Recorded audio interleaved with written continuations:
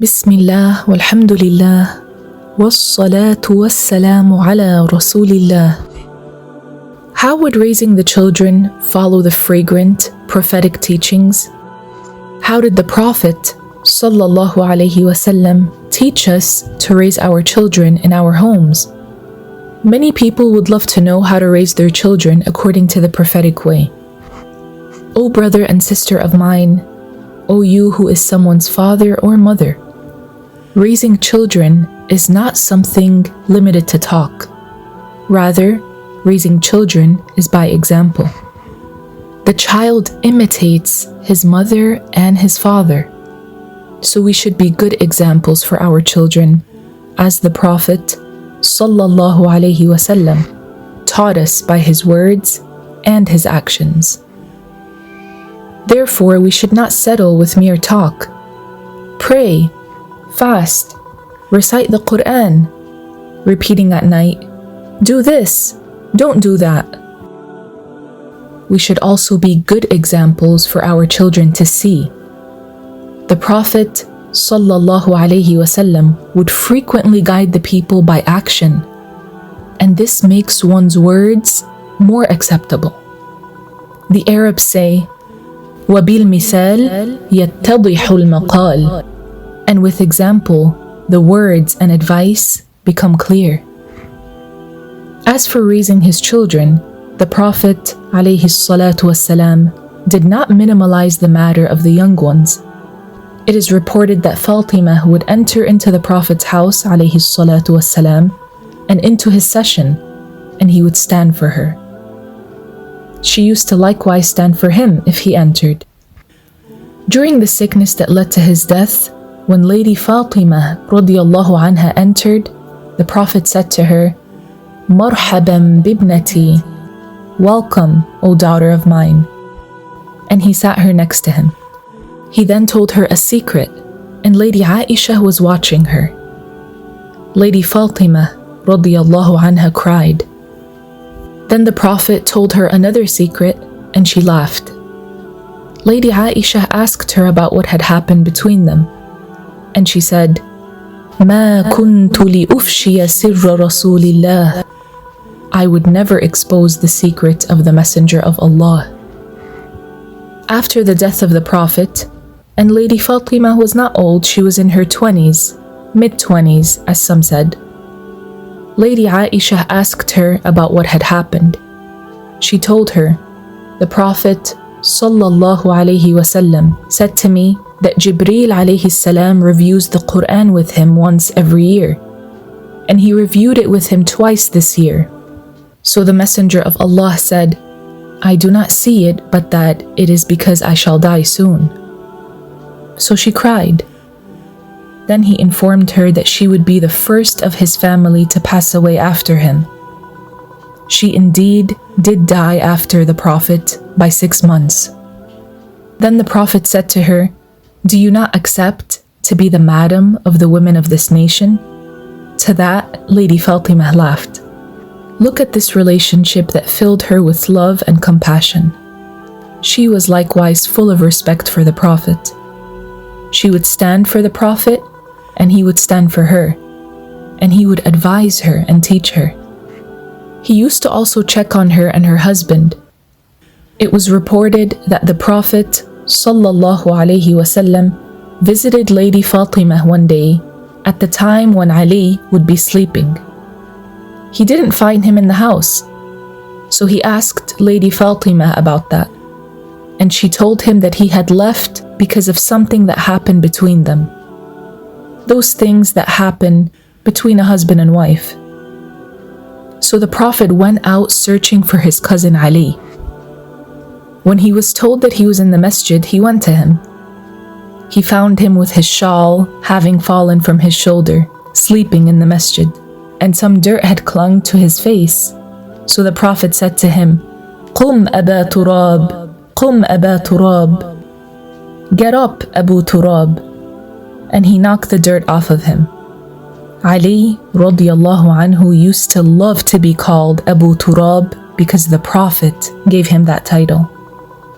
The Prophet wanted to lightly joke with him and to relieve him, so to fix what happened between the two of them.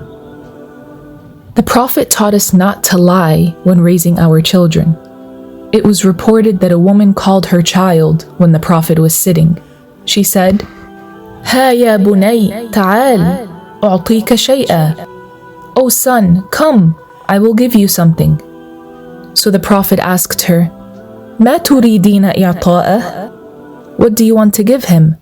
So she said, "Uridu an u'tiyahu tamran." I want to give him dates. So the Prophet said, "لو لم تفعلي لكتبت عليك 𝐂𝐡𝐞 𝐑𝐚𝐢𝐬𝐧𝑠." If you do not do that, then a lie would be written against you. By this, the Prophet taught us not to lie, and especially not in the presence of our children, so that we do not accustom them to lying. Rather, we should accustom them to honesty and trustworthiness in all situations.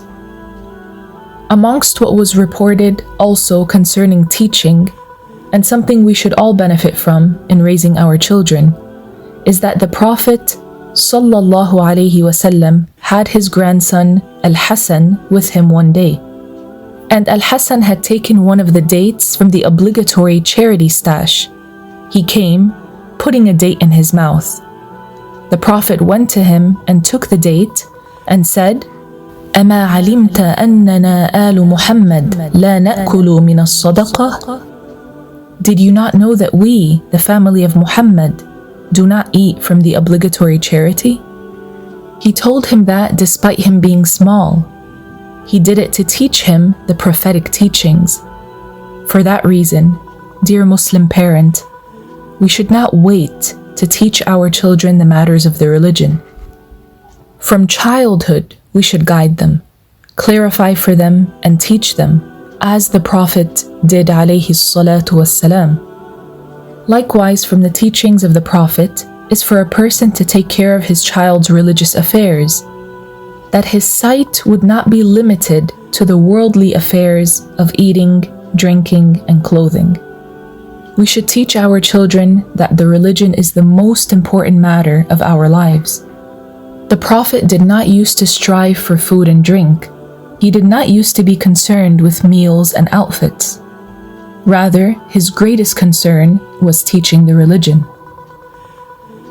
The Prophet ﷺ visited Lady Fatima one day and found that she had a decorative drape.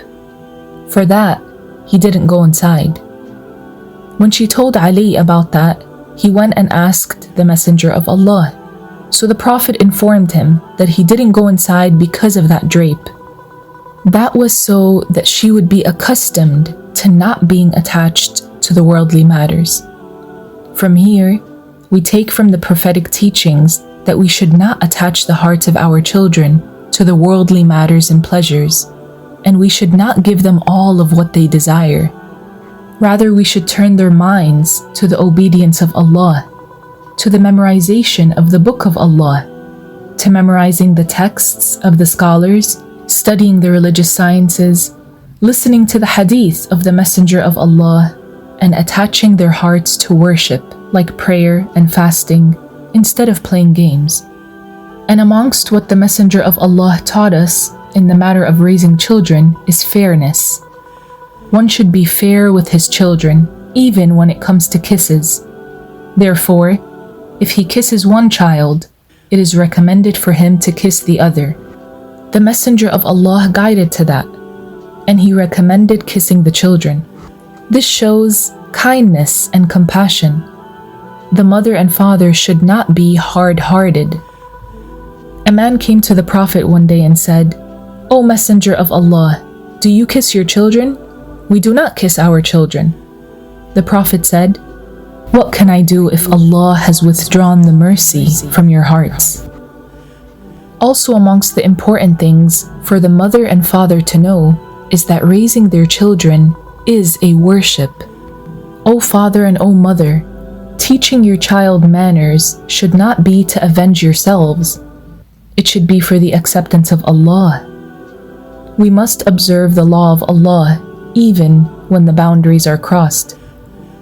Whenever there are bad manners, then the punishment should have some strictness. but the matter should not refer back to our personal annoyance. It was reported about one of the Salaf, our predecessors, that he wanted to teach his child manners.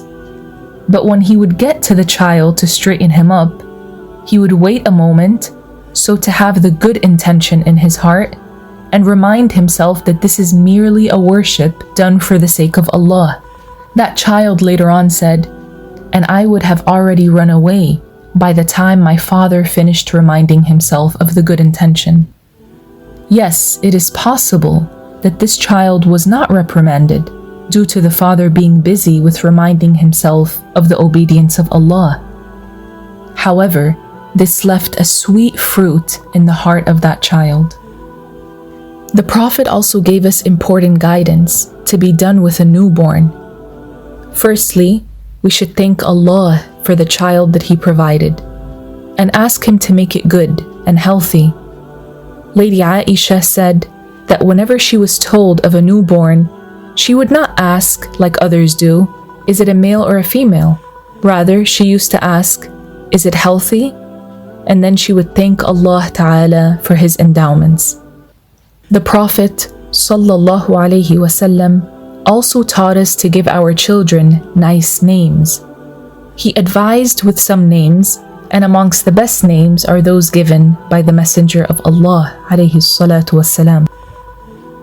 And we say that the best names absolutely are Abdullah and Abdul Rahman. And then whatever is referred to Allah the Exalted, like Abdul Aziz or Abdul Rahim. And amongst the prophetic way is to call the adhan in the right ear of the newborn and the iqamah in the left, as reported about the Prophet having done with Al-Hasan. That way the child would hear the shahada. It is also recommended to shave the newborn's head on the 7th day, then to weigh that hair and give that weight in charity as gold or silver. It is also recommended to slaughter a sacrifice for the newborn on the 7th day.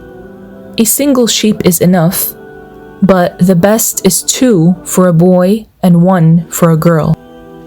Dear brothers and sisters, our children are a trust for which we are responsible. We shall be asked about them on Judgment Day. A person therefore should imitate the Messenger of Allah alayhi salatu wassalam, so that he would have an answer on that day.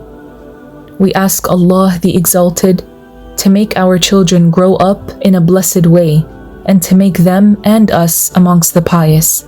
And we ask Him to grant them good treatment of their parents. Allahumma ameen. Walhamdulillah. Wassalatu wassalamu ala Rasulillah. And Allah knows best.